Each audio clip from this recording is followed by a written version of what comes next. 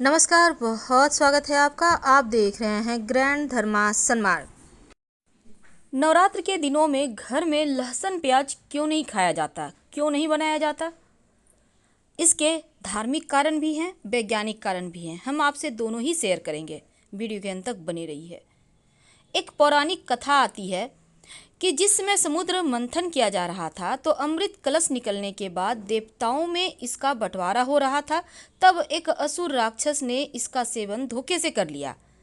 अब ये देवता नहीं चाहते थे, इसलिए भगवान विष्णु ने क्रोधित होकर उनके सिर को धड़ से अलग कर दिया। लेकिन अमृत का प्रभाव उस असुर के ऊपर हो चुका था, जिसके कारण उसकी मृत्यु नहीं हुई। और इसी असुर के सर को राहु और धड़ को केतु कहा जाता है।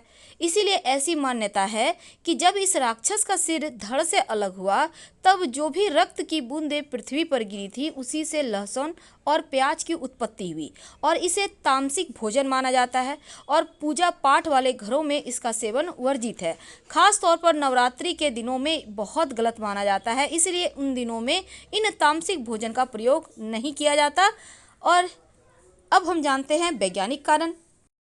विज्ञान कहता है कि ऋतुओं के संधि काल के दौरान शरीर की इम्यूनिटी पावर में कमी आती है, जिस कारण भोजन पचने में परेशानी होती है। और नवरात्रि के दिनों में जब आप सात्विक भोजन करते हैं बिना लहसुन प्याज का तो आसानी से पचता है और आपका पाचन तंत्र भी बेहतर रहता है। लेकिन जब आप गरिष्ठ हैवी भोजन करते हैं तो इससे परेशानी बढ़ जाती है। तो 9 दिनों तक भक्ति और संयम का ये समय है।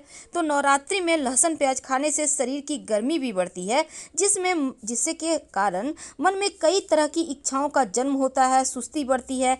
इसीलिए लहसुन और प्याज नहीं खाना चाहिए। तो ये था आपके लिए वैज्ञानिक कारण। वैसे तो नॉनवेज वगैरह कुछ भी नहीं खाना है।